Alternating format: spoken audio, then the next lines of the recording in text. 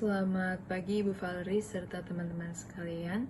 Pada kesempatan kali ini kami dari kelompok 5 yang terdiri dari Diva Josefina, Tiara Putri, Desvita Maharani Huta Galung, serta Winifrida Noradwiratri akan mempresentasikan mengenai penerapan Persetujuan Paris tahun 2015 di Indonesia.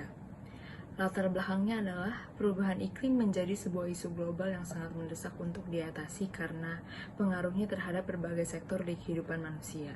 Sebagai salah satu negara yang memiliki sumber daya alam yang kaya, khususnya wilayah hutan yang luas, hutan Indonesia memegang peranan penting untuk menyerap karbon.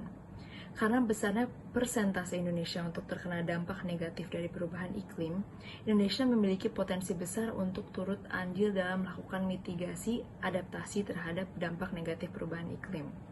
Secara umum, kenaikan temperatur rata-rata di wilayah Indonesia sebesar 0,5 sampai 3,92 derajat Celcius, dan pada tahun 2100 dari kondisi baseline tahun 1981 hingga tahun 2010.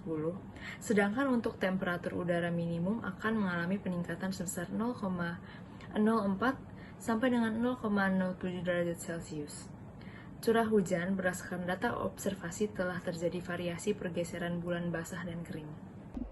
Kemudian pada latar belakang yang selanjutnya, Persetujuan Paris tahun 2015 itu dibentuk berdasarkan komitmen yang dilakukan bersama mengenai menahan laju kenaikan suhu rata-rata global di bawah 2 derajat Celcius di atas suhu di masa pra-industrialisasi dan melanjutkan upaya untuk membatasi kenaikan suhunya hingga 1,5 derajat Celcius di atas suhu di masa pra-industrialisasi. Dengan hal ini diharapkan akan secara signifikan mengurangi risiko dan dampak merugikan perubahan iklim dalam hal untuk mengupayakan pengendalian dan perlindungan untuk dampak perubahan iklim yang telah menjadi permasalahan global tersebut, maka dibutuhkan kerjasama internasional untuk mengatasi permasalahan ini. Persetujuan Paris merupakan suatu bentuk kerjasama internasional Perserikatan Bangsa-Bangsa yang berkaitan dengan permasalahan perubahan iklim yang menjadi komitmen terkini negara-negara di dunia. Pada Jumat tanggal 22 April 2016 di markas besar PBB New York, Presiden Indonesia Joko Widodo diwakili oleh Dr. Siti Nurbaya menandatangani Perjanjian Paris. Dan Presiden Joko Widodo menyatakan di 2015 United Nations Climate Change Conference bahwa Persetujuan Paris harus mencerminkan keseimbangan, keadilan, serta sesuai dengan prioritas dan kemampuan nasional, sehingga perlu mengikat jangka panjang, ambisius namun tidak menghambat pembangunan negara berkembang. Sesuai dengan Undang-Undang Nomor 24 Tahun 2000 tentang Perjanjian Internasional, ratifikasi perjanjian internasional dilakukan dengan undang-undang atau peraturan presiden. Maka dari itu, Indonesia meratifikasi Perjanjian Paris melalui Undang-Undang Nomor 16 Tahun 2016. Dampak penerapan Persetujuan Paris 2015 di Indonesia. 1 tahun setelah diratifikasinya Persetujuan Paris 2015, Indonesia berkomitmen untuk melakukan upaya menurunkan emisi gas rumah kaca dan bergerak aktif mencegah terjadinya perubahan iklim.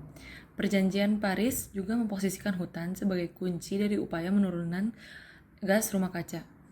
Pemerintah Indonesia menerbitkan Undang-Undang Nomor 16 Tahun 2016 tentang ratifikasi Perjanjian Paris dan Komitmen Nasional, yaitu Nawacita yang menjadi dasar dokumen The First Nationally Determined Contribution.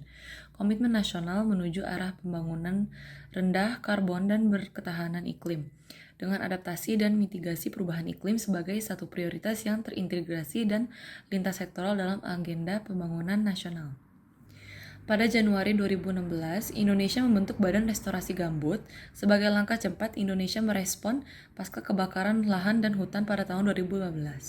Pada 2020, 5 tahun setelah diratifikasinya Perjanjian Paris 2015 atau setelah berlakunya Perjanjian Paris 2015, konsentrasi gas rumah kaca di Indonesia terutama dari penggunaan energi fosil belum menunjukkan tren mencapai puncaknya dan menurun. Contoh dampaknya dapat dilihat dengan terlibatnya Indonesia secara aktif, yaitu dengan partisipasi sebagai salah satu negara yang terlibat dalam ratifikasi Konvensi Kerangka Kerja Perubahan Iklim atau disebut UNFCCC dan Protokol Kyoto. Dengan bentuk keterlibatannya, yaitu pengurangan emisi gas rumah kaca dengan menunjukkan kembali komitmen dan kontribusi Indonesia pada ratifikasi Perjanjian Paris di New York tahun 2016, di mana Indonesia telah berkomitmen untuk menurunkan emisi gas rumah kaca yaitu pemerintah Indonesia yang menurunkan emisi gas rumah kaca dengan perencanaan dan implementasi pendekatan pengelolaan landscape dan ekosistemnya yang berdasarkan jurisdiksi subnasional. Berharap upaya adaptasi beserta mitigasi perubahan iklim dapat membantu menstabilkan iklim dunia pada hutan dengan penyerapan CO2 dari atmosfer. Presiden Joko Widodo juga di COP21 UNFCCC berkomitmen bahwa Indonesia akan menurunkan emisi sebesar 29% di bawah upaya apapun atau business as usual BAU di tahun 2030 yang kemudian bisa dinaikkan sampai dengan 41% melalui kerjasama internasional. Contoh lainnya yaitu bahwa pemerintah Indonesia yang telah mengeluarkan Undang-Undang Nomor 16 Tahun 2016 tentang ratifikasi Perjanjian Paris yang ditekankan dengan 9 aksi prioritas pembangunan nasional dengan komitmen nasional melalui Nawacita mengenai pembangunan rendah karbon dan berketahanan iklim serta adaptasi dan mitigasi perubahan iklim. Aksi itu sebagai pedoman dan penyusunan NDC Indonesia yang juga telah disampaikan di UNFCCC dengan First NDC Indonesia adalah menguraikan transisi menuju masa depan yang rendah emisi dan berketahanan iklim. Hal lain juga dinyatakan oleh Menteri Lingkungan Hidup dan Kehutanan yaitu Siti Nurbaya Bakar bahwa mengenai perumusan dan pelaksanaan kebijakan pengendalian perubahan iklim harus diwujudkan sebagai bentuk komitmen oleh Indonesia yaitu penurunan emisi baik secara nasional maupun internasional yang bersifat interaktif dan sinergis. Implementasi internasional yang dilakukan adalah perlu adanya penerjemahan ratifikasi Persetujuan Paris NDC melalui aksi mitigasi dan adaptasi.